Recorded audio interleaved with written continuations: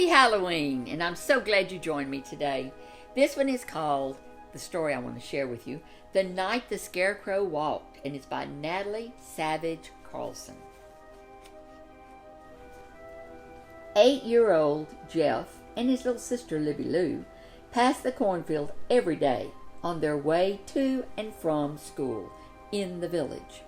And they always stopped by the low stone wall to look at the Scarecrow standing among the dry stubble. He was a skinny Scarecrow in a long, ragged coat. The wide, shapeless brim of his stained felt hat hung low over where his face should have been. "He must be tired of standing in one place all the time," said Libby Lou one day. "Now that the corn is in the shed, he doesn't even have the crows to scare away." "Silly," scoffed Jeff.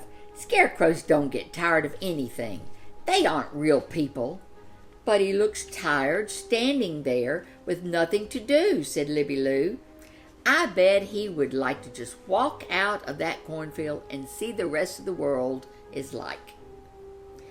"Tonight is Halloween," Jeff reminded her. "Maybe the ghosts and witches will take him for a ride with them." "We can show him our jack-o'-lantern," said Libby Lou. "That might cheer him up, even if he can't leave the field." Each Halloween, their mother picked a special pumpkin and scooped out the insides.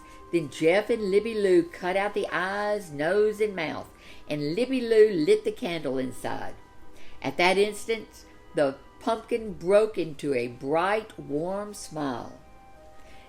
Jeff and Libby Lou would walk to the village with the jack-o'-lantern and hold it up to Aunt Jane's window, just to scare her into giving them some homemade donuts and cider. So that evening, Mother and the children worked busily to bring the brightest, warmest grin to the pumpkin's face. "Keep to the road," warned Mother. "You never know who might be up to mischief on Halloween night." The children promised to take her advice. They started down the road. It was a fit night for ghosts and witches. The pale moon looked like the ghost of a dead planet. Formless shadows moved across the road as if trying to block the children's path. Their own shadows followed fearfully, clinging to their heels. An owl moaned from a nearby oak tree. The branches creaked eerily. The children's shadows drew closer and closer together, but only the cheery grin on the pumpkin's face gave them courage to go on. Soon they reached the stone wall of the cornfield. They looked across it. Jeff held the pumpkin high for the Scarecrow to see, but a dark cloud slid across the face of the moon. When it had passed, Jeff stiffened. "Look!" he exclaimed in a frightened whisper. Libby Lou stared through the moonlight. A tall, lanky figure stepped from the Scarecrow's post.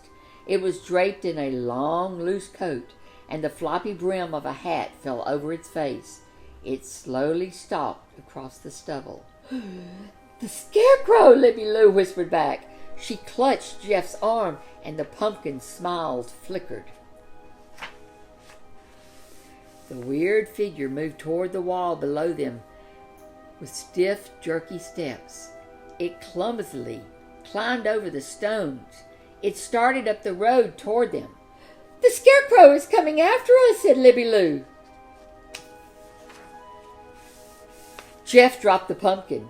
It fell with a thud, a dull thud, and its grin disappeared.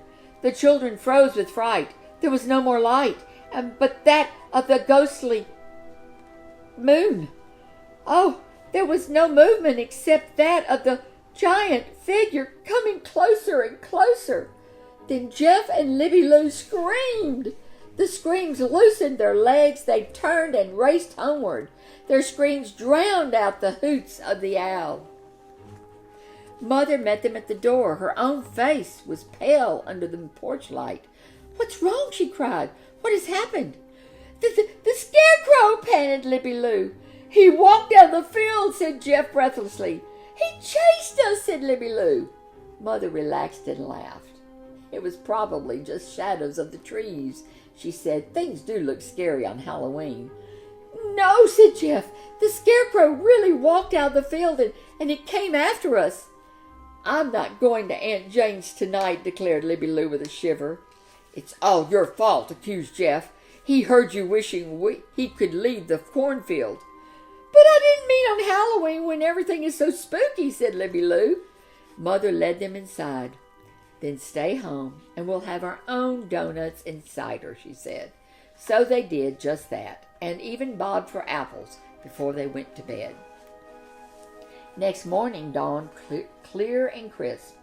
Only the sun made shadows and the owl was asleep in the oak tree.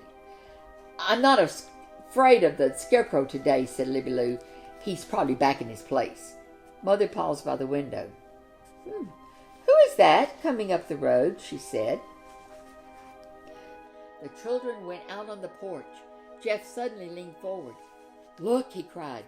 A skinny man in a long, ragged coat was coming along with stiff, jerky steps. He was hunched forward, with the wide brim of a stained felt hat flopping over his face. As he neared the porch, he raised the brim and gave the children a gap-toothed jack-o'-lantern grin. And then he squawked, "Caw! Caw! Caw!" Jeff and Libby Lou stared at each other. "The Scarecrow!" exclaimed Libby Lou. "Come," cried her brother. "Let's find out." Jeff jumped off the porch and Libby Lou caught up with him on the road. They ran all the way to the cornfield. They stopped by the stone wall. The Scarecrow was gone. Only 2 crossed sticks marked the place where he had stood. For a few moments, the children couldn't speak. It really was the Scarecrow, said Libby Lou in an odd voice. He got so tired of the field that he decided to leave it and see the world. No, silly, scoffed Jeff. That was a man that we saw walking just now.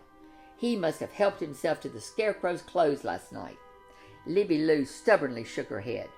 I know it was the Scarecrow, she insisted, and I'm glad he got out of the field, even if he did scare us more than the crows. Jeff mulled over this for a few seconds. Maybe, he half agreed. I guess anything can happen on Halloween. The end. Thank you for joining me for this story, The Night the Scarecrow Walked, and have a happy, happy Halloween.